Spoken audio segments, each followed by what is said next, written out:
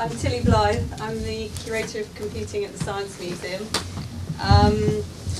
It's great to be here today. Thank you for inviting me.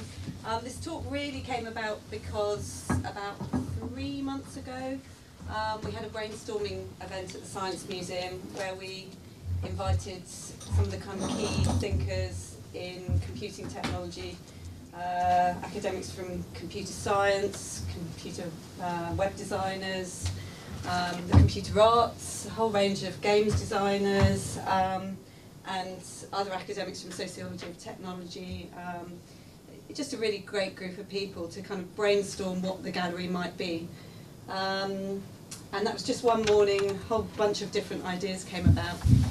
And it was quite interesting actually how divided the group was. I thought, we might find some common consensus about what the gallery should be and what the aim of a new computing gallery should be, but actually we ended up with quite diverse opinions. There was one group of people who said it should definitely be completely virtual, you should forget the computing gallery, you should just do it all online. There's another group of people who said it's all about the objects, you're a museum, that's where you should be focusing. And there was very much the kind of technological evangelist saying it's about the future, it's about where technology is taking us. And then there was the historians like me going, but history really matters and it really counts for something. So it was a good morning. Not completely sure it got me clearer about where we were heading, but it certainly raised a lot of the issues. And that's kind of really what I want to do today. We're very much on the beginning of a journey. The gallery's probably 2 years away, so it's really just to raise a lot of the issues and try and get your feedback and input into what we're doing and what we're thinking about. So the Computing Gallery at Science Museum, for us it's really a massive opportunity.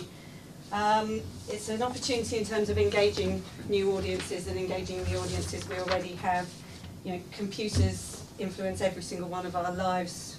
Most people probably don't think about them every day, but they use them through cars, through washing machines, carry them around in their pockets. They are threaded through our society, and this is a really great opportunity to kind of make sure that everybody understands the relevance of that technology in our lives. It's also a great opportunity for the museum because we don't currently showcase many of the computing collections. Overall, we probably show about 7% of the collections and objects that we have in the national collections, but within computing, we have about 3,000 objects. We probably show well under 100. I mean, probably more in about 50 or 60 objects. So, we're showing a tiny percentage of the objects that we have thought are valuable for collection. And to me, that's a massive missed opportunity. And, it's very much the museum's feeling that we need to get more objects out on display, and it's very much the intention of our new director that we should do that. So it's also an opportunity for the industry, for the games industry, for internet industries, for software and hardware industry. It's a chance to collect a sense of our history, collect a sense of where we're going, to preserve our national heritage, and really to enthuse new generations in becoming computer programmers, to working in this industry, thinking about the implications of what this technology can do for us.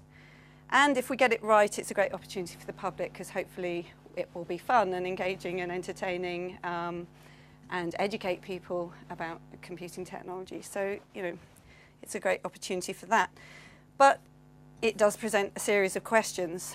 I'm going to go through a few of those today, but the main one for me is really about the role of the technological artifact in a gallery, and whether in particular the computing artifact is problematic, whether it has aspects of it raise particular questions that other technological artifacts don't raise. So what are we going to do? I'm going to just start by going through some other examples of computing galleries, just to give you a sense of how people have dissected computer history, the kind of lenses that we've tended to use to look at the history of computing in the past. Then look at the role of objects and particularly computing technologies. Then give you a brief overview of some of our collections, some of the most important iconic objects in the collections. and then a sense of where we hope to be going with the computing gallery, what our initial ideas are, and just get some of your feedback on that. So in 1971 in New York, IBM did a exhibition called A Computer Perspective. This was actually developed by the designers Charles and Ray Eames. It was in the IBM Exhibition Centre. They're probably best known for furniture design and their chairs than they are for their exhibitions, but they did a series of films and galleries and things as well. This, to me, is a beautiful kind of example of a computing gallery. You've got an array of objects in the centre and a timeline at the back. Now, you know, timelines generally are perceived to be very problematic because they imply causality, they imply determinism, they imply progression. You know, they're a kind of rather basic way, maybe, or naive way of looking at the history of computing. However, to me, I really like this approach because I don't think the way that they've done it necessarily implies all those things. They've layered the information in a very interesting way. They've kind of looked at the technological and social forces, the inventive genius behind computing. They've looked at concepts, ideas, people, and theories and machines all mashed together. And they aren't really implying that one thing's led to another. They've kind of overlapped these ideas and interplayed these ideas. So you can see, if we zoom in to just one decade, 1930 to 1940, you can see there's kind of documents, photographs, memorabilia, artifacts, a whole range of different things that give a very diverse idea of computing. I mean, there's things like the pocket fingerprinting kit that Sir Francis Galton carried around in his pocket and got his friends to give their fingerprints to him. And you've got a chess playing machine from Leonardo Torres in 1914. You've got a whole range of, you know, really diverse ideas, everything from industrial psychology through to missile and ballistics. You know, it's a real interplay of different ideas. To me, it's kind of a visual version of hypertext before we really thought about hypertext. You know, it's you know, the ability to link through, to see that layering of information, to see those connections, and maybe to draw some of those connections out for yourself. Other people might think it's a total nightmare and that no one, you know, one person is going to stand in front of that in a gallery and make any sense of it or bother to read any of the labels. But I quite like it. If we zoom in right to the middle, kind of bottom of that picture, you can see the Hartree and Porter differential analyzer, which was a machine that was first built out of Meccano, that you can see at the bottom there.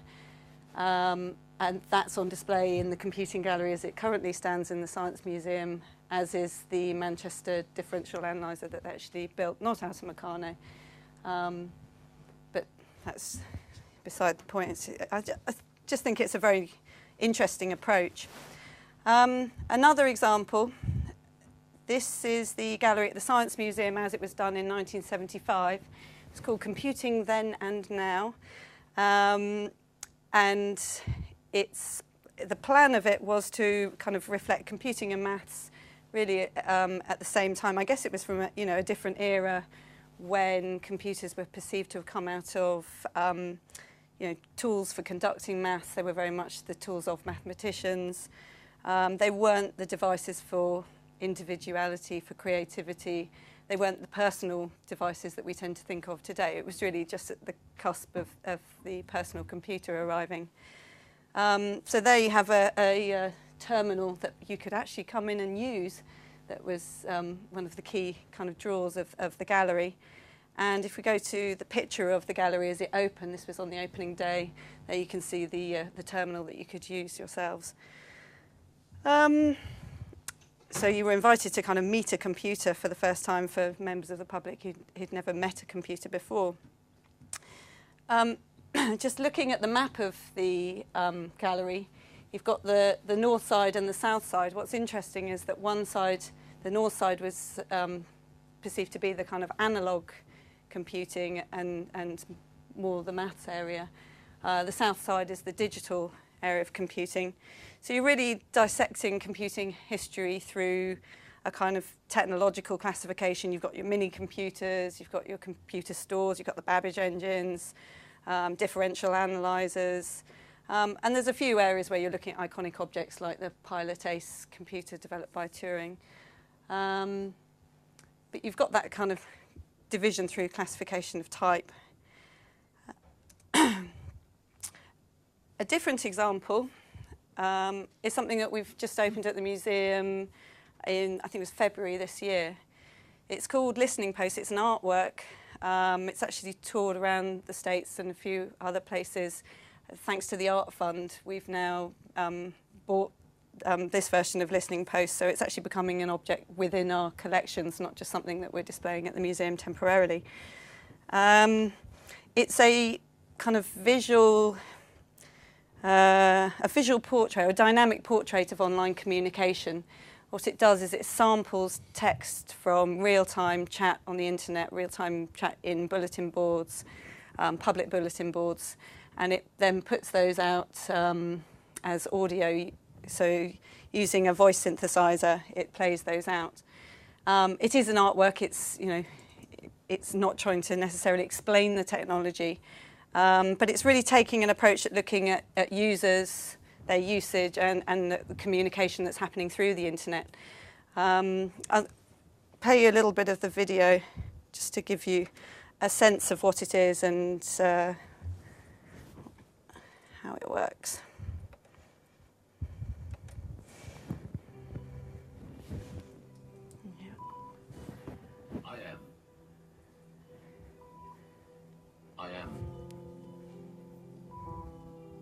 I'm by. I am.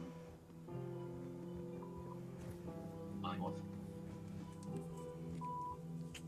I am 18M. I am. I'm nice. I'm 26. I am hot. I am 14. I'm eating green pepper. I am freezing. I'm tired. I am 13. I am going. I'm from Latvia. I am. I am here. I am hot girl. I'll stop it there. You get a sense of what it's about. I mean, it's created by an artist and a statistician, Mark Hansen and Ben Rubin, and I think it's kind of quite extraordinary experience when you're there. It doesn't give you quite the sense of it through the video, but you know, this sense of humanity and the actual real nature of the data that comes across, the kind of underlying, you know, that this isn't just data out there passing through the internet, that actually has meaning, that has significance, and it's a very nice way of capturing that. And you know, obviously it's different every time you watch it. It has different modes that it plays through. So the one that I've just showed you is the I am mode, but it also looks at I love, I like, and it also has another mode where it shows you 4-letter words that it's just scanned through. So you get a very nice sense of real-time communication. So for instance, yesterday I was looking through and there was I love Obama, and you get, you know, real events that are happening that kind of come out within the text. And I think the other thing that's nice about it is that it's kind of turns audiences into voyeurs in a way. You're kind of, you know, you're listening in on personal conversations, but it's, you know, private information that's made public and gives you a very good sense of, you know, these. How do I explain it? The kind of isolation of internet conversation, as well as the broadcast nature of internet conversation. So to me as a curator, it's very exciting because it's now part of the collections, and it's a good way of looking at the changing forms of social interaction that are happening through the internet. So what you're seeing here is very much a text-based internet, which actually is not the internet that we know today. This is, it's one form of the internet that we know today, but really now we're looking at, MySpace, YouTube, all of a much more video-rich internet. So I think, in a way, this is a kind of text-based history of the internet rather than, a social networking internet that we understand today. But the other way it's interesting is because it's moving away from the preeminence of the artifact, of the object. And Listening Post, it's about the experience of the technology, the experience of the software and the knowledge that's contained within that software. It's not the only object or the original object. It's about experiencing the kind of social meaning of that technology. So what is the role of objects in exhibitions? Well, I suppose to me it's very much about the material culture being the heart of our society. Technological objects tend to help us understand the structures of that society, the formal and informal networks through which they pass. And it's also about the scholarly arguments that we can make through objects, through the selection of the objects that you make, the choice of objects as a curator that you choose, and the spatial positioning of those objects within a gallery environment. They should help you to raise new research questions, to make people think in different ways, and to, both an academic and a layperson to question their understanding already. The other role of objects, I guess, is about their size and the beauty and the design of the object. It's the physicality of an object makes it very much more accessible, a new way into thinking about an area of technology, and helps make those ideas more accessible to new audiences. And it's also about the physical form containing historical and sociological knowledge. Often you can get clues from an object, you can find out information from the object, not just from the material that it's made of, but things that might be surprising about that object. So for instance, here's a rather boring black box computer that we used to have on display in Digitopolis, one area of the museum in the Welcome Wing. To look at it, it looks, rather dull and just another black box, just another piece of black plastic. It's not until you really closely examine it and you look at that ripped sticker on the front that you can see that the sticker says it's CERN, and it says, "This machine is a server, do not power it down." And it's actually Tim Berners-Lee's next computer that was the first server on the World Wide Web. So pretty significant machine. You wouldn't have got that unless you'd had that object there to really scan and look through and to find that clue that can tell you something about its historical meaning. So are computers a special case if we're looking at technological objects? Do computers raise particular issues? I think they do because, they don't explain their function, they don't explain their use, they don't explain what they do. Unlike a steam engine or a car, you can't look at the kind of fundamental principles from a computer. It is that fundamental idea of the universal Turing machine. It can be, it's an all-purpose machine that can simulate any other machine. And that means it has a kind of plasticity and a versatility of function. It has no one individual function. It can be used for pretty much anything. And that's not the same as it is with other technologies, or perhaps you'd like to argue with me on that, but I don't believe it is. So perhaps computers deserve a kind of special dispensation. Perhaps they stand outside the ordinary history of tools, the ordinary history of technology. The idea of this internal stored program unquestionably is the central idea of the modern digital electronic computer, but it's that makes computers fundamentally unique and means that the kind of artifactual identity of the computer is lost. It has no one use and no one function.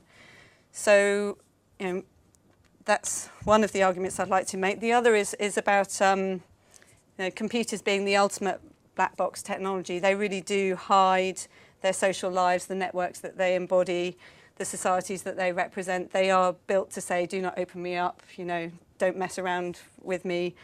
You behave in a particular way when you work with a computer. They have very strict rules of use, and, you know, Tim Berners-Lee's example of the next computer, it's only when you can open that up and make some sense of it that it becomes really engaging. It's only when you can open those stories out of the black box that you get something back from it. Computers as well, they go to the heart of what museums are about. You know, museology deals with artifacts, or historically it does. Material culture is at the heart of museology. But computers, you know, they're about applications, they're about software, they're about websites. They're not just about the hardware. So should we be preserving the software? Should we be emulating it? Should we be displaying it, interpreting it? And does that ask for a series of other skills that we don't have currently in museums? We're brilliant at preserving objects. We know exactly the, you know, conservation rules about dealing with particular types of plastic, particular types of wood, metal, but with digital, you know, digital ephemera, how do we cope with that? That's not the skills that we currently have. So it's asking us to rewrite the rules for museums, and really goes to the heart of what a museum is about. The other issue is about whether dead computers can ever kind of come to life. We're very lucky at the Science Museum. We have the oldest working computer in the world, or we believe it's that, the digital electronic computer. It's the Ferranti Pegasus machine, so it's a 1956 machine. We have a group of volunteers who come in every other week, and they run the machine for a few hours, and they explain how it works to school children. But that's a tacit knowledge that they have about that machine. That's not something that's being passed on to other generations. And it works because we have a collection of valves that will keep that machine running for about the next 10 years.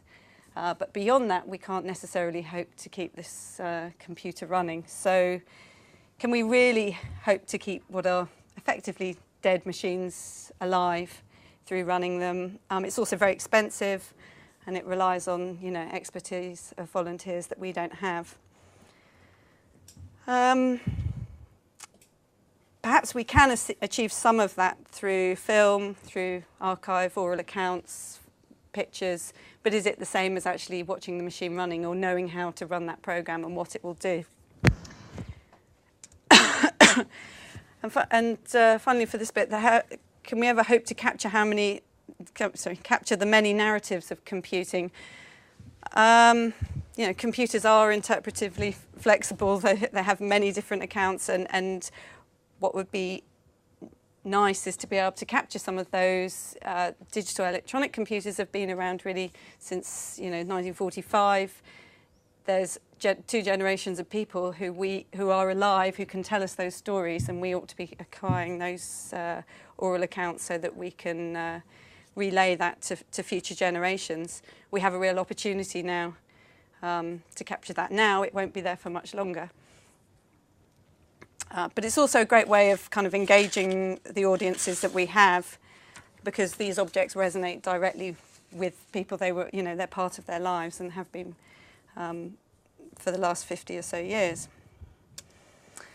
So going on to our collections at the Science Museum, we're probably best known for Babbage, Charles Babbage, and his collection of differential engines, or differentiating engines and analytical machines. The machine in the middle there that you see on the right is the Difference Engine 1. That was a machine that Charles Babbage created really to get across his ideas about how to calculate, or how to mechanise human thought. So this was a model that he had on his desk, and he would invite people round to come and see his calculating machine. He'd have a lot of parties on Saturday nights, and he'd say, you know, come and look at this machine, and he'd try and enthuse people about calculating engines and about the possibilities of mechanising human thought. He was very much part of the kind of social elite in Victorian London, so he, would talk to the great and the good and invite them round for dinner, and this was part of the evening. In this way, he managed to raise quite a large amount of money. He raised £17,000 from the government to build what was called the Difference Engine 2. He never completed building this. He did various designs, which are in the archive at the Science Museum, but he never actually completed building it. And in the 1980s, the team at the Science Museum, led by Doran Swade, built the Difference Engine 2, and that was completed for his 200 years after his birth. So 1991 was the kind of opening of the Difference Engine 2. I'll just show you a little bit of video of that working and explain a little bit about it.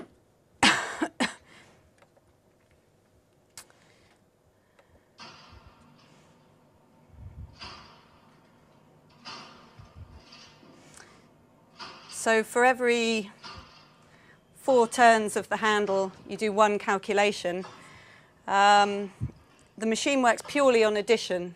It doesn't do division or multiplication or subtraction. It's purely on addition. So it uses something called a method of finite differences to work out polynomial equations. And Babbage's plan was that, there were these tables and tables that we use for navigation, for engineering, for a whole range of different, you probably know from using logarithmic tables at school, that these were full of errors. So Babbage thought, well, if we can create this machine that calculates it mechanically, they won't have any errors, and if it prints them as well, no errors will creep in when people write down the numbers. So this has over 7,000 parts. And just these sections that you can see here turning, they're the carrying arms. So what they're actually doing is checking if a cog has got to 10. They'll carry the number back over to the next line of cogs. And they almost look like a kind of dancing DNA. I think it's. And what you see here at the end is actually the printer, which was added slightly later. So here you see the printing device that enables the whole thing to be completed. That could be printed onto paper, onto papier-mâché or anything, so you could then print that forward into books of tables. So Babbage himself never actually saw his machine working, which is a terrible shame, but the Science Museum used many of the same techniques that would have been available in Victorian times, and actually did all the work to the same tolerances that Babbage would have had to prove that Babbage's designs would have been realisable had he actually ever completed the machine. The work that we did showed that was possible, and actually the reason it never happened was probably because he was such a difficult character. He fell out with his engineer, Joseph Clement. They had a big argument about the workshop that he asked him to move into and about payment. And he was known, as being a complex character anyway. He fell out with people who used to play music in the street outside his house, was always shouting at them, and so they always used to come and play the music outside his house just to cause problems. So it's a very nice story and set of objects that explain a particular point in, Victorian Britain. But also explains, here he is looking rather grumpy. I love this picture. It's about 10 years before he died. He looks very miserable. There are some much more favourable pictures of him than this one. But this is a proper photograph. So, but the reason he's so significant and important to us, I think, is really because of his analytical engine, not because of the difference engine. It's the analytical engine that's believed to be the kind of has some of the fundamental principles of a computer that we have today. So here you have what's known as the mill, which is like the processing part of of today's computer, and you have a store off to this side. So you're dividing up the idea of the processor and the idea of the memory, and that's a major conceptual leap in a machine. You've also got input and output devices with the punch cards that were used. And it was also capable of conditional branching. So, if X happens, then Y can happen. And, it was, a fundamental kind of leap in thinking about how to program or mechanize thought. That was never built, unfortunately. There are various plans to do, various universities have approached us about doing a virtual analytical engine and using Babbage's designs to see whether that would be possible. But given how long it took to create the difference engine too, I'm very wary of taking that on as a big project. So other things that we're interested in and other objects that we have, a variety of punch card machines, early electronic machines. This is the Pilot Ace computer that was devised with Alan Turing. The Pegasus machine that I mentioned earlier, the oldest working valve computer in the world. And Ernie, this is a particular favourite of mine, so I'm going to take a few minutes just to talk to you about Ernie. Ernie is the first premium bonds random number generator. So it stands for Electronic Random Number Indicator Equipment. It's a 1956 machine that was created at Dollis Hill in the Post Office Research Station there, and was actually created by some of the same team who'd previously worked on Colossus, the first digital code breaking machine. So it's nice because it gives us a way into talking about other, the culture of British computing in early, 1950s and late 40s. It's also the first machine that really meant anything to the public. It's the first computer that really captured the public's imagination. When it was launched, people began to talk about Ernie as a he. It no longer became a machine. It took on a personality. There were mugs that were launched that showed this kind of jolly computer with a big smiley face saying, if you buy premium bonds and you might get lucky. And people started to send Ernie letters, cards, poems, and a variety of presents and things. I'm at it now, he regularly gets presents. I'll just give you a sense. Again, there's a little piece of video from the 1950s when Ernie first came out. I don't see many. Oh, not got any sound. I've got no sound, no. Oh dear. Anyways. Did I turn it down before? There we are. Right. Hold on, let's go back. To an electronic machine, if you understand what that is. But thank goodness its complicated name is Ernie for short. Well, here's Ernie. He's very impressive. How does he work? Glass tube, a rare gas in it, a little electric current, particles go bang, bang, bang, pitter-patter on a metal plate.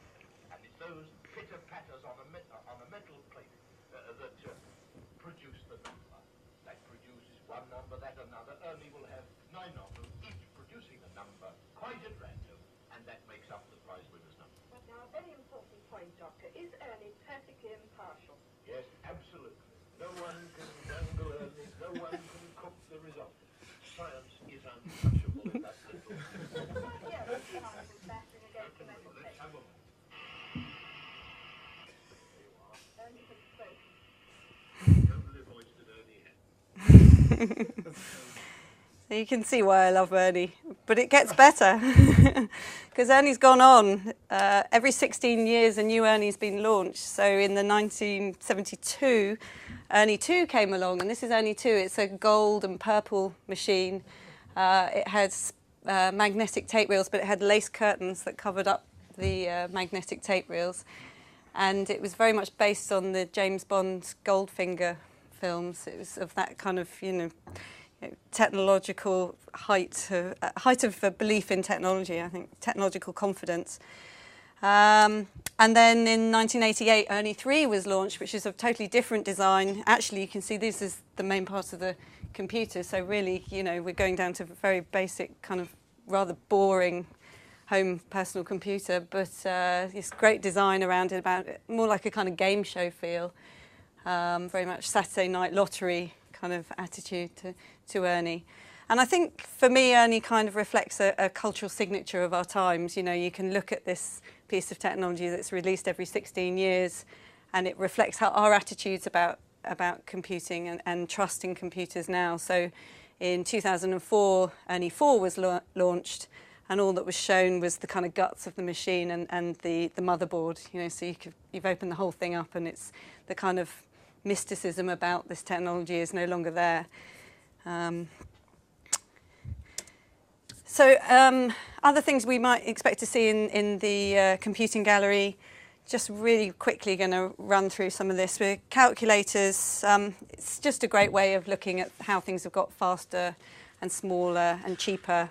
So here you've got the Hewlett-Packard desktop machine introduced in 1968, and it would have been just under $5,000 when that was launched on the left-hand side. You've got the Sinclair Executive calculator from 1972. I think that was described by New Scientist as, what is it, not so much a professional calculator, more a piece of professional jewellery.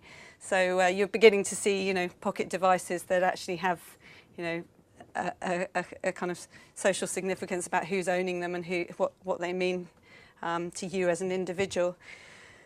And then you've got the HP 65, the first programmable handheld machine with a magnetic card reader and writer down there on the right-hand side. This is by no way a kind of comprehensive overview, but it just gives you a sense of the types of things I'd like to put in the gallery. Because of the previous gallery being done in 1975, the current gallery doesn't actually show a personal computer in it, which is a big failing. So the Osborne 1, the first luggable computer, weighed 26 pounds and was a great way of giving an executive a hernia, I think, for lugging that around. The BBC Micro, we don't just have a BBC Micro, we've got a gold-plated BBC Micro that I'm very proud of. It was gold-plated for a computing competition in Micro User magazine. Other things that we'd have to have in there, like the Apple Lisa, the first machine to use a commercial machine to show a graphical user interface. So the Windows icons, menu, pointer device, and also the one for the real geeks amongst you, a Siberian clone of a Spectrum from the 1980s. This was made in the State Electronics plant in Siberia. Has a Cyrillic keyboard, but I think it's just a really nice design, actually probably a nicer design than the original Spectrum. Looks more like an Apple machine, really, in that white plastic. Other areas, networks, you know, acoustic coupling machines. We've got a ADSL modem, broadband modem, and this up here is a catalyst switch, a Cisco switch. That was one of the first switches used, well, we do have the first switch used for routing internet traffic within the UK. So prior to the introduction of this switch into the London Internet Exchange, all traffic had to go over to the States and then would get routed back again within Britain. This enabled it all to be just routed within the UK if an email was being sent from one person within the UK to another. So that's from 1994. The other areas that we'd want to look at, convergence, you know, we have tended to focus very much on the computing collections, but mobile phones, that's a rather nice BT luggable mobile phone, the Scion organizer, the GPS system, obvious things like the iPod, the Sky Plus box that's completely changed the nature of the way that we watch television, and a brain-computer interface cap that enables people to control a computer purely by thought if they're wearing that cap. So you know, it's a very quick run through the types of things we might bring in.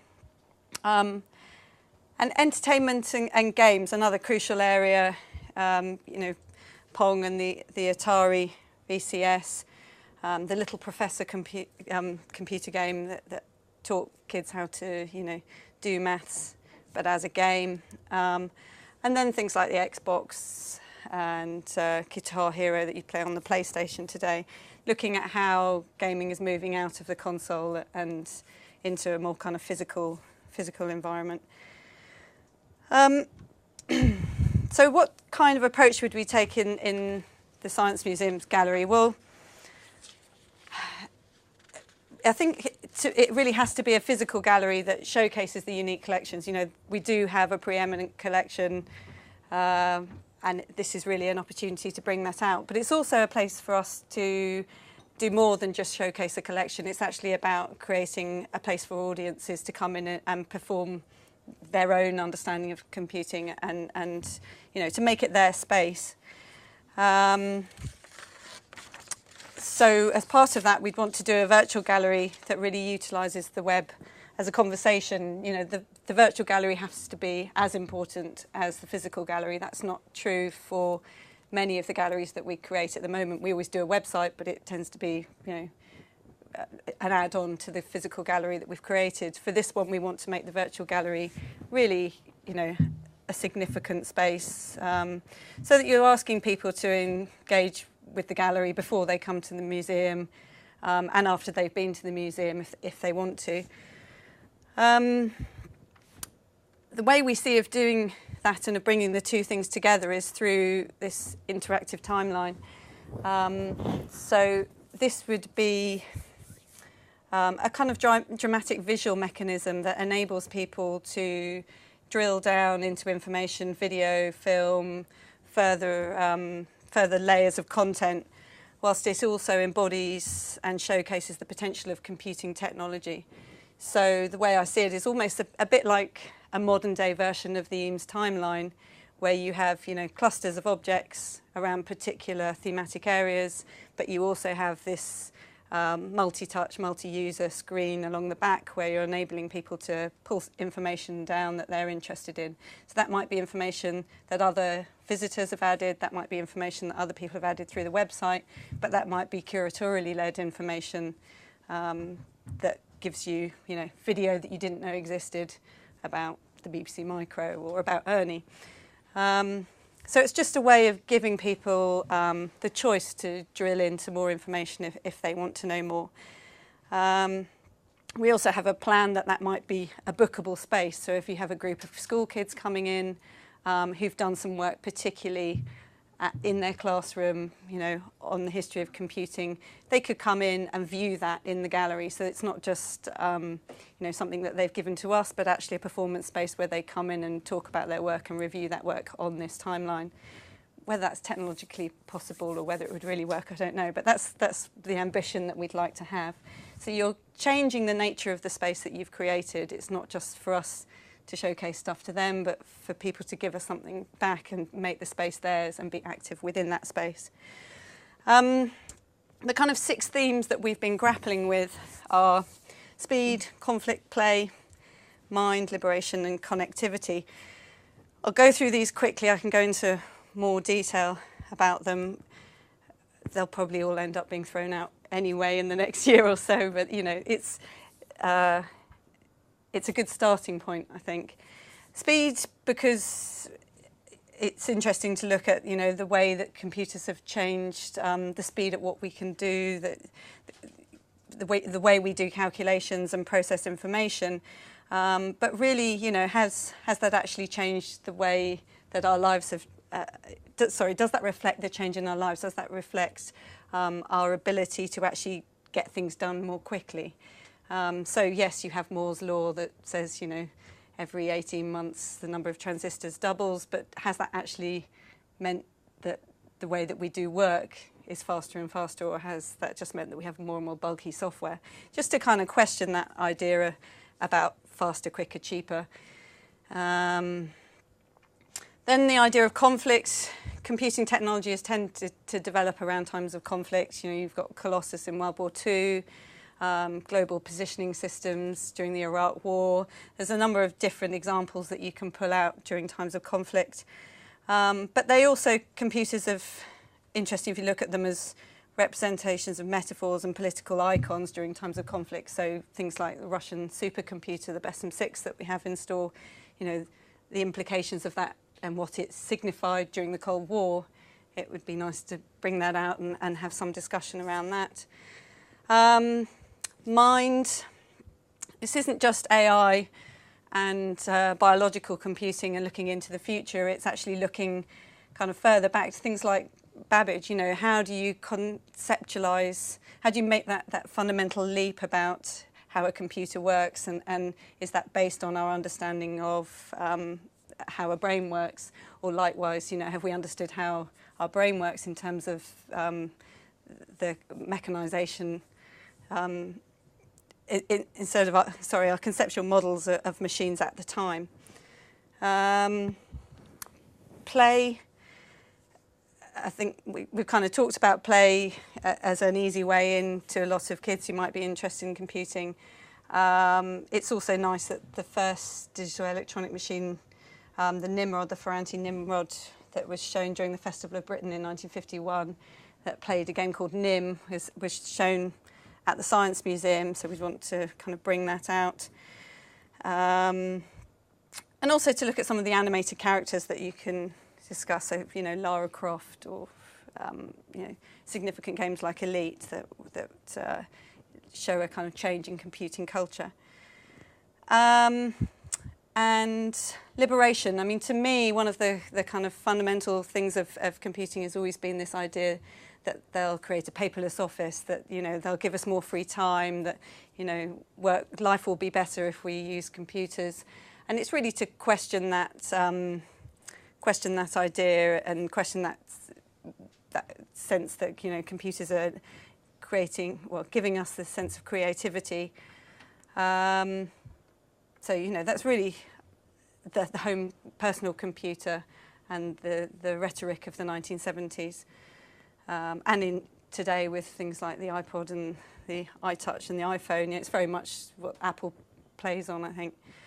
And connectivity, you know, yes, we've got the internet, but what happens when individual personal devices all start talking to each other? What happens when, you know, we're monitoring the environment through everybody's individual car having a device that can tell whose emissions are, you know, who's giving out the most pollutants into the world. So, you know, there's a kind of a theme within that we should really explore. That's both the history of networks and the internet, but what that means going forward. Interactives and artwork. The interactives that we'd hope to do are not the interactive timeline, but actually some of the kind of science. How does stuff work? How does this, you know, how does a computer work? What is binary? What are logic, you know, gates, AND and NAND and NOR gates? And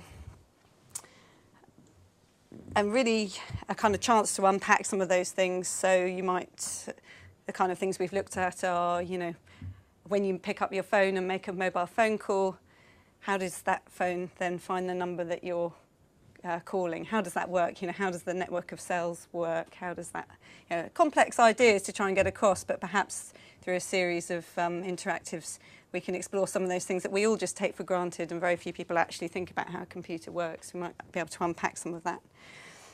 And artwork. We'd like to involve quite a lot of artwork. I think things like Listening Post, you know, really open up a range of other opportunities and ideas for us. There's other things we'd like to look at, like the significance and meaning of data. And I think using an artistic interpretation of that is a great way in and a great way to kind of understand some of the significance of that data.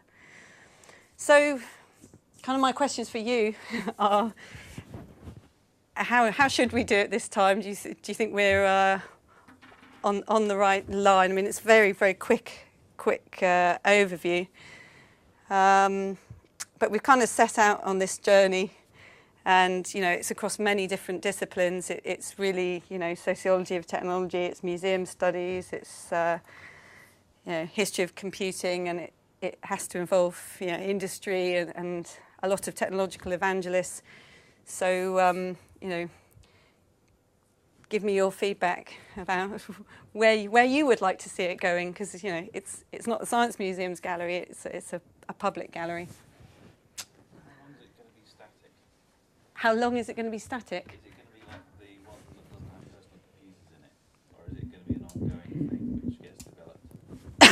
the plan is very much that it would be regularly updated.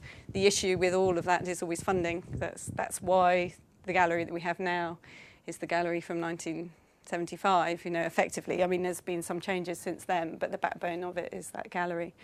So, whether there's, funding ongoing over the next 25, 30 years, I don't know. But yes, we'll certainly plan that it would be updated in 5 years or so, or that we'll have an opportunity to have an area that can, bring in new machines. But there's a payoff on that. You don't want it to become a kind of product showcase where, every week you have to phone up Microsoft and say, what's your latest technology that's come, it's... Doesn't that highlight the obsolescence, the speed of the development, that something, if you were replacing things, then yes, you would be a product showcase, but the very thing you're talking about, could you demonstrate that somehow, the obsolescence, the speed of development? Mm-hmm. Mm-hmm. I think the gallery as a whole kind of would show that, because the moment you start getting to the era of the personal computer, there's so many more devices, it's so mass produced. You don't just show the one Pegasus computer that was available in the 1950s, you show, 10 of the hundreds and hundreds of machines that were available, but these were the kind of most significant ones. So I think, some of that obsolescence would come across anyway. The other way we hope to do it is through the virtual side of the gallery. So if, it's much easier to quickly update the gallery there than it is to bring in new objects, create new showcases. And so if you're keeping up to date or asking a community of, history of computing enthusiasts to help that site keep up to date, then you're much more likely to have that, new machines in there, and new machines kind of within the gallery. And if you're giving a physical presence to the virtual gallery within the physical gallery, then you've got that. Does that make sense? then the website's presence within the gallery will enable you to show some of those new technologies. Good. People who want to ask a question, if you let me know, I'd like to give you the mic so that we are doing a webcast, and so if we can, it's not so that other people here can hear, but people on the web can hear. All right.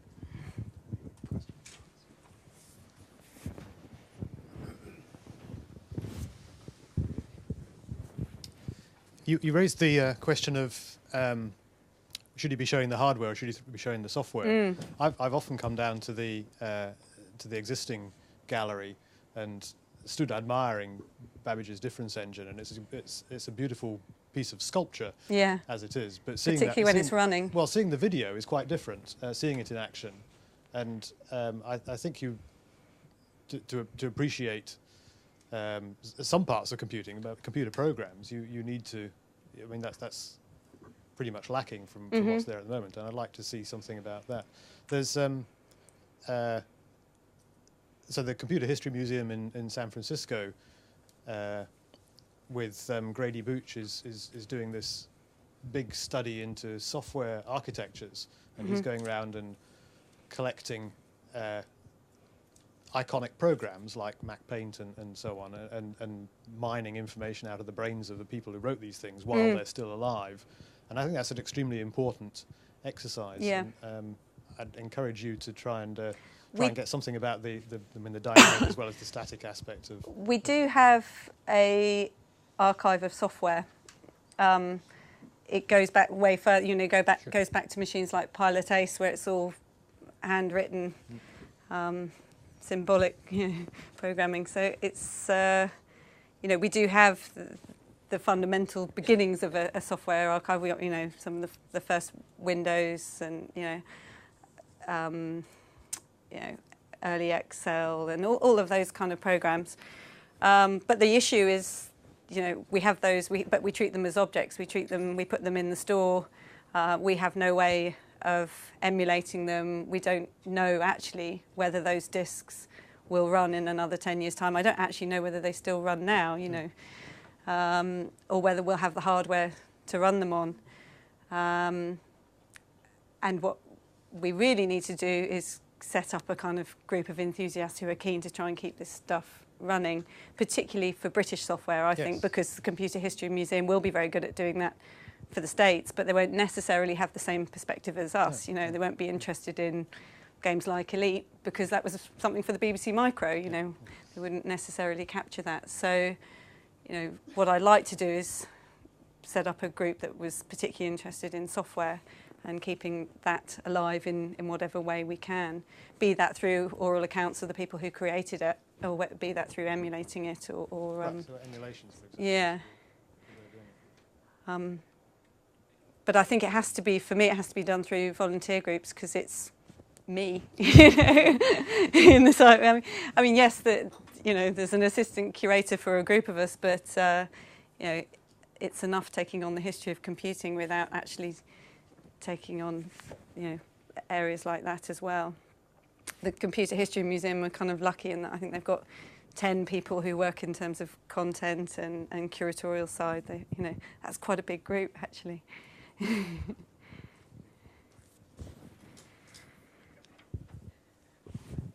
So the presentation was excellent. I was wanting to ask a question about boundaries. It's a computing gallery, but you talk about things like convergence and and technologies and mass market things like mobile phones.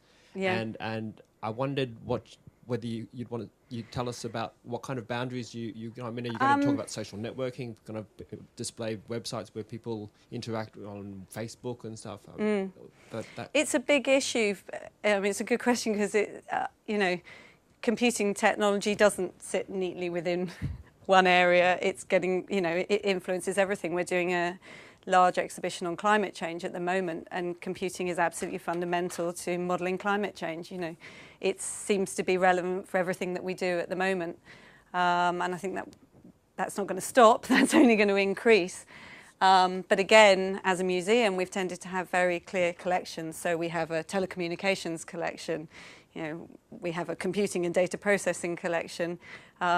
And there's obviously overlap there with mobile phones, and every time we have to kind of renegotiate where that sits and where that boundary lies.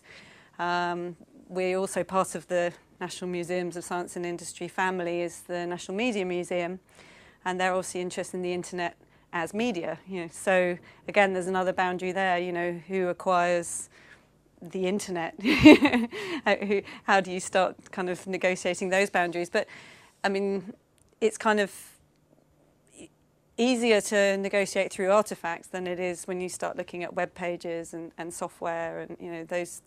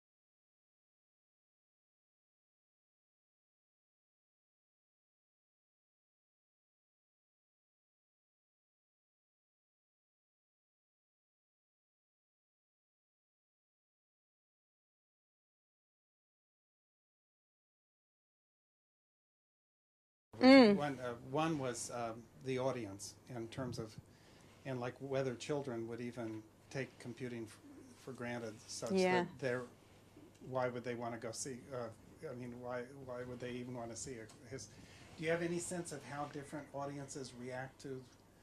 I mean, you've never sort of tested this, or what's the thinking now about the audience and whether children will even be interested in?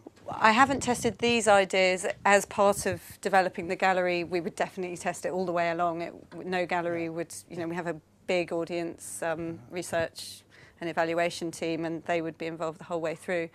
The way I've thought about this gallery is actually that it's slightly older audience, that it's kind of Key Stage 3 and above, and families with older kids.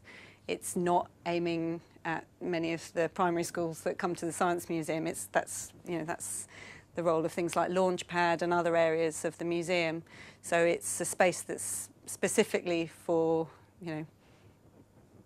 15, 16 and above, I think, audiences. That said, there's still massive variation within that. There's the really keen enthusiasts of computers who know a hell of a lot about the history of computing, who would have heard many of those stories about Babbage and stuff before, who are very familiar with many of the objects that we have in the collections. And then there's 15-year-old kids who just want to talk about the latest piece of technology, or aren't interested at all. So, we would have to think about different areas that are directed at them, I think, is what we'd do. So some of the hands-on interactives about explaining how technology works might be specifically focused on the curriculum, and some areas might be specifically focused on groups of people who worked in the industry in the 1950s and 60s. Yeah. It struck me like with watching the Babbage machine. Maybe that would actually help kids not take it for granted. That is, it may shock them in the sense of how recently this was so how fast things have moved. Yeah. Carrying on from that, the idea of code breaking and the sort of Bletchley Park touring type things, and how that's led to modern security measures and cryptography and things would be quite an interesting thread, and something you could give them codes to crack, and sort of even give them the sort of World War II ones, and then work through onto sort of modern day ones. Then why into sort of 64-bit security, why that's no longer going to be any good, and so on forwards. It's certainly an area that we'd like to involve, definitely. One of the things is the interplay between the maths and the computing galleries. I think the way we're thinking of it is maths would be down one side and computing down the other, but there's natural fits with things like cryptography that don't really sit in either, sit somewhere between them. Bletchley, the story of Bletchley is one that's told at Bletchley, but it's certainly one that should also be, celebrated at the Science Museum as well. So I was going to actually tell you about two museum projects in the computing that I've been involved in personally, and my experiences from them, so I thought it might be interesting. So I actually volunteered for 6 months at the National Museum of Computing in America. Oh, right. And one thing we found there is we used to do tours of the whole computing and walk people through the history, because it's laid out like a historical sort of maze, and sort of explain this computer didn't lead to, but this came first and this was next, and show them how things worked, so forth. And they really enjoyed that, but the bit that they got really enthusiastic about were the calculators, which always used to surprise me, because everybody can say, that was my first calculator, and I got it when I was this age, and this is what I used it for. And you found that the whole group just, lightened up and started discussing why they got this calculator and what it was used for, and how proud they were when they got their next one. And I think that's something to be aware of, that if people have that sort of personal feeling to it, then they can really start engaging. And the second thing is I've actually been involved with a Bletchley Park project looking at women in computing who were actually at Bletchley Park. And we've just done an oral history of the women that ran the bombs and how they programmed them, so forth, which is quite a major project. And what was fascinating about that was to hear not just about the programming, but about their daily lives and about how the computers affected them and what they thought of the computers and their inclinations. And I think it's interesting to see how these people, the pioneers in computing, actually reacted to what a computer was. And it's those two things are interesting. Yeah, definitely. The oral accounts, I think, are fascinating. There's that programme on Radio 4 recently, the reunion that was looking at Bletchley and people who'd worked at Bletchley, and some of their accounts of, why Bletchley was such an interesting place, that it broke down kind of social boundaries between men and women before suddenly they were let free in this environment, and all of these young eligible women and eligible young men. It's just really captured that environment.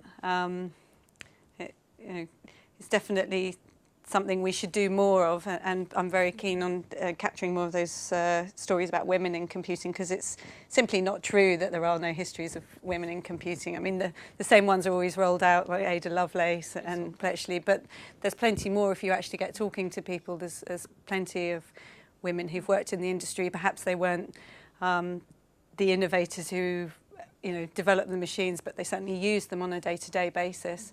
And that's a part of the history of computing that tends to be ignored. Can I follow up on that? Because I mean, the two very different takes you could have on this. One is the focus, instead of the artifacts, more on the people. Tim Berners-Lee, Ada Lovelace. The other would be a major theme that came out of our discussion earlier was some people were arguing that you should focus on the social implications. And it doesn't seem like the gallery is. So what's your thinking? I think perhaps I haven't explained the gallery well, and I think it certainly would focus on the social implications. One of the things that was mentioned that morning was somebody said, "Oh, you should have a Sinclair machine and a BBC Micro in a teenager's smelly bedroom, and you should, reenact this smelly bedroom and put them in there as, programming in there, and then you should have the 1930s punch card office displayed in a wooden office, which we do at the moment, but you should reenact each of those environments." And I'm not sure that that's completely the way to go, but I do think, some of the social context, perhaps through film mainly, I think that gives away a lot more than we do currently on the gallery. Perhaps that's one of the ways to go, and that's how I see the kind of interactive timelines working as a way of presenting some of that film. I think with the calculator, that was my first calculator. I remember a program ZX80 or what was my first car. It's that same kind of light something in people's minds, but it's the opportunity to give that back and put it into a database or whatever it is within the museum and represent that. So there was an interesting project that the BBC did on World War II, and they did a section on Bletchley where people could input their memories of being at Bletchley and working at Bletchley. And if you could expand on that and, working at ICL or using, I don't know, a Dragon 32 computer, all of that My First Machine section, you can really get some interesting stories out of that and capture the significance of these machines. Are you dealing with the future of computing? Well, to some extent we have to, I think, because we're looking for funding for the gallery. I don't think any funder would be interested in, just the social history of computing. The IT industry as a whole is interested in itself in the future and how it's the technology of the future. To some extent, the IT industry doesn't really want to celebrate its past. It's always looking to being the next product and the next thing. What if some computing from the old government, like Census Bureau, and which they might become likely sponsored, and they might want to know about their history of? Yeah, I mean, no, it's not fair to say that no IT company is interested in its history. But I think they're interested in the history and the future. We would, to some extent, we do have to display what's possible and what the implications are potentially of this technology into the future. I think we will have to explore that. Although I'm, wary to move into kind of future gazing and predictions that end up being totally wrong in only 5 years' time. Yeah. The story about the whole Holocaust is based on the national census of using IBM machines, and it's always haunting me. So I'm just because right now the computing, because the computing is right now so personalized, and we forgot the past about the government use of the modern arts of computing. I mean, they have different usage, and we didn't see that. I mean, even right now, we don't know how MI5 use their computers. Or I mean, that's the whole sort of things that I love to know. I mean, but I don't think you're alone in wanting to know those things. I mean, there is a whole, you know, Right now the we have- unsaid histories of Especially right now, the the military old computing. branch of government is trying to do these kind of like modernize their old computing stuff. I think they might have some need to preserve some of their old machines and software or applications. Maybe they like to share, or I don't know. I'm just trying to figure out how e-government goes in a way they can have a bit of a historical background of their own doing, right? Just a thought. Well, many of the items in our collection have come from, you know, Aldermaston and places that, you know, they often, you know, when technology becomes obsolete in those places, they do look to the Science Museum as a place to offer it to. So we're quite lucky in that respect. I'm often dismayed by how boring computing in schools can be, A-level IT kind of courses. And there's so much exciting stuff that you could teach students.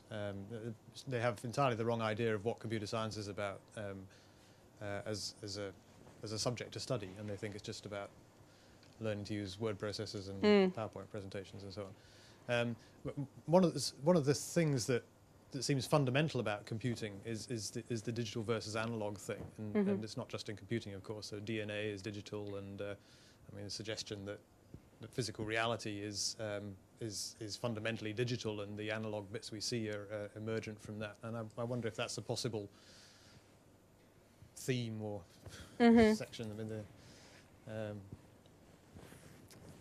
It's certainly computing is really fundamental. I mean, the information is fundamental. Well, certainly the analog digital aspect is something I want to keep in there. I mean, not necessarily that division straight down the line of the distinction. But the distinction, and many of the analog machines that we have that aren't on display, I think, you know, have stories that should be out and should be told. And, you know, it might come back, analog computing. Well, you've got a nice display, an existing display of analog devices there already. I think. Yeah. Don't lose that, I think. Yeah, but we have even more, you know, that sure strange behind, period in the 1960s where you had analog digital hybrids, you know. None of that's explored currently on the gallery, so it'd be nice to kind of bring that out. Yeah.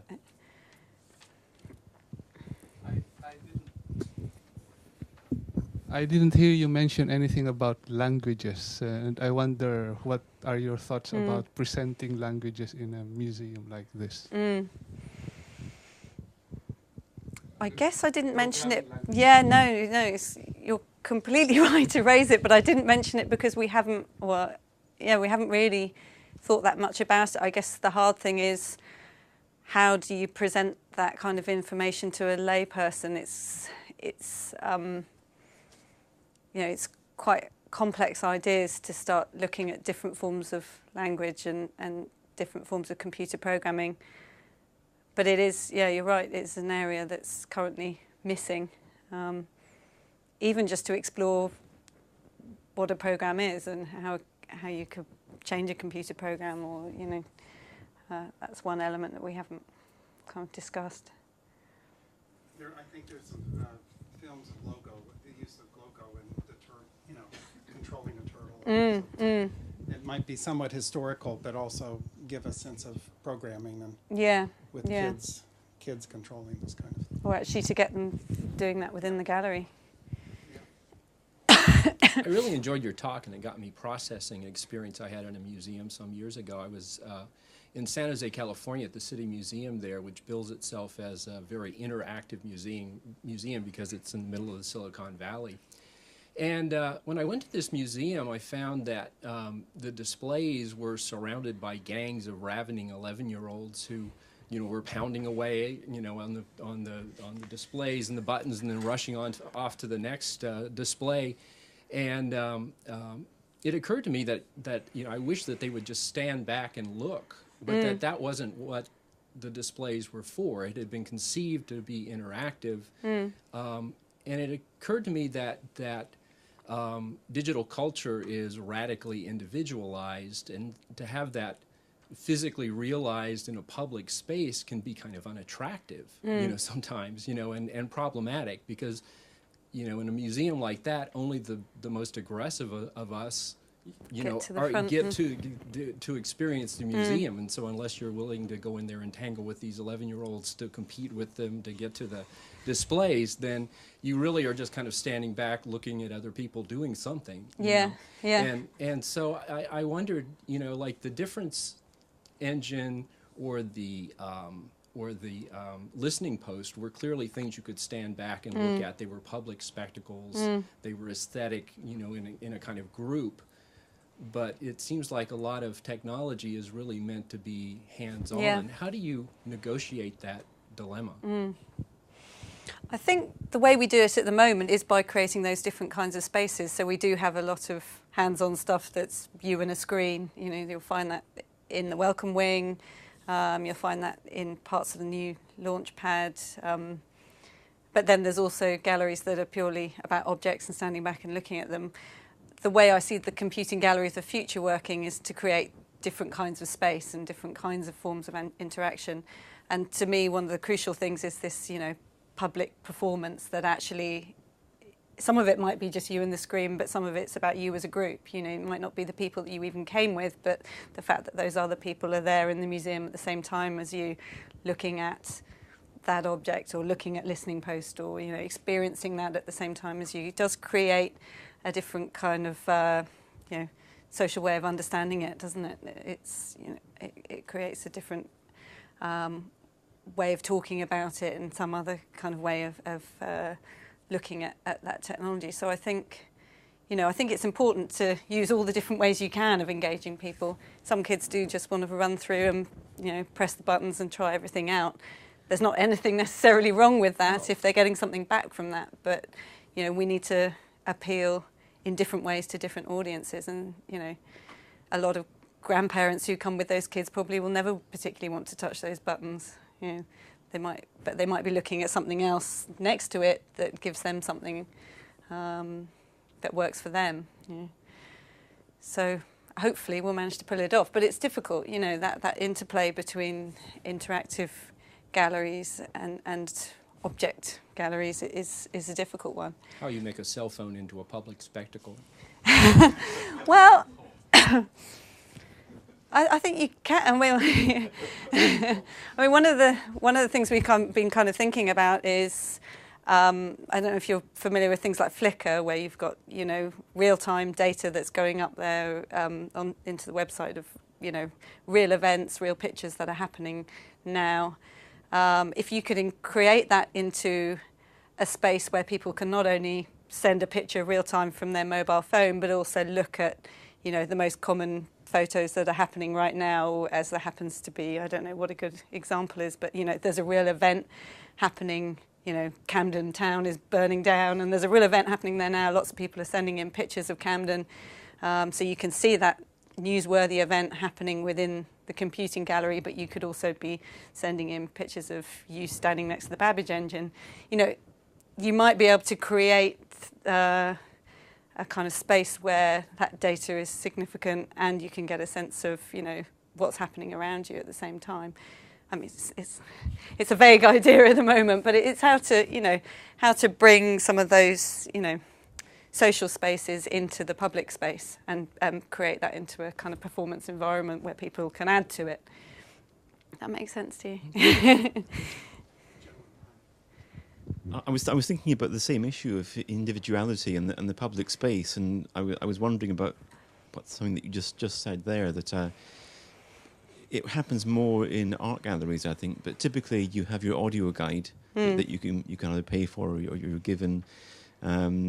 There are media guides as well, where you'll pick up something, a handheld set that has a screen, so you can get video to accompany your viewing of an object and the context that might go with it. And a lot of the material that you have, you know, videos and things like that, which you can put up on a big screen, but you can make small as well. And my practical question was, is it?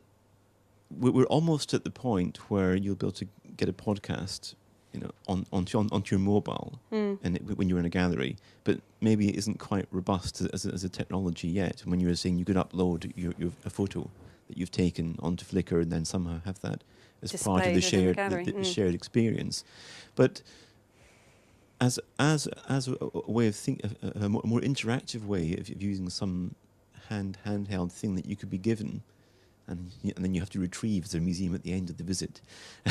But to think about that, going beyond just the audio guide or the media guide, so that might be a way to get funding for it too, because if it's something novel that you can handle and use in the gallery space, but that gives you the potential for interaction with the piece of the technology that is convergent technology. I don't know what the possibilities are in terms of real physical artifacts that one could acquire in the next 2 years. Yeah. But that possibility must be sure there are. The only issue with doing, as you well know, the only issue with doing those kind of things is it becomes very dated and an activity around particular types of technology, and you start shifting away from the focus of what's the stories, what's the narrative, what are we trying to say here within the gallery, and it becomes something else in terms of, what are we doing with the latest PDA and how do we actually make that technology work. And it has to be robust. You can't have something that's breaking down and doesn't quite work and gives people, an unfulfilling experience.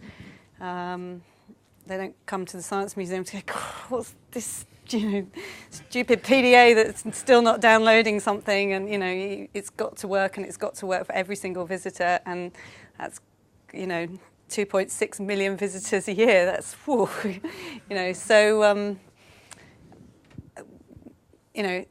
There are plenty of ways that we're looking at using those kind of technologies, but I would feel more comfortable doing something small, testing it out, working out whether it works, and then rolling it out as part of a bigger thing if we feel confident that it is working and that actually it's no longer about the technology but about the experience that you're getting through that technology. I don't think we're kind of at that level yet. We need to test, what we'd like to do first and see whether PDAs should be part of that rather than set out to use PDAs. Do you present in any way the expectations of people about computing through the time?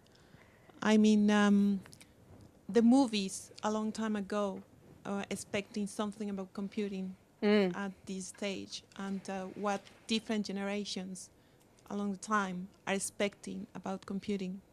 So in terms of showing how computers have been shown in film or in adverts, or it's a great way of looking at our understanding of computers and what they've represented and the metaphors that are involved in computing. The problem for a museum is always about copyright clearance and the cost of clearing copyright. So, yes, it would be great to show a season of, HAL 2001 and, various films that show the use of computers. But it's very, very expensive to clear that kind of thing in a gallery environment. And this is a permanent gallery. It's not a temporary gallery. So sometimes we can clear those things if it's only up there for a year, 6 months, 2 years. But in theory, this gallery will be there for at least 10 years, if not more. That's very, very expensive. So those are the kind of constraints that we'd have. But there might be a way that we could do it or for particular sections of film. But what if you just present a list of the thoughts about people? What were people 30 years ago expecting about computing? What people's future predictions were in that time.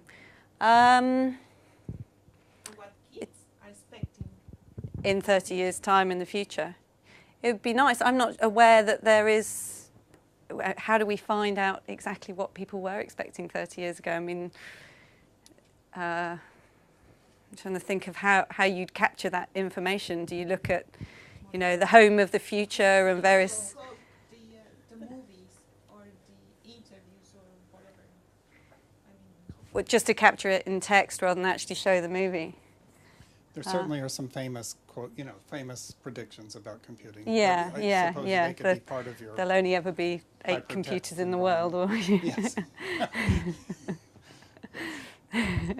Okay. Well, I think anyway, this we should probably Tilly will stay for a while for informal discussion, but we probably should close off the discussion so people can get on. But this will be on the web, and we'll try to set up a blog or so forth so that people that are not at this meeting can sort of feed thoughts to Tilly. But it's amazing because usually you wonder if you're giving feedback to some blind source that how you could possibly have any impact. But here you have the one person who you're really doing this. I mean, you yourself and I. No, the Science Museum is doing it, but I'm heading it up. But there's a big team of people there. But anyway, so hopefully, I really appreciate you coming and getting feedback, and we want to thank you.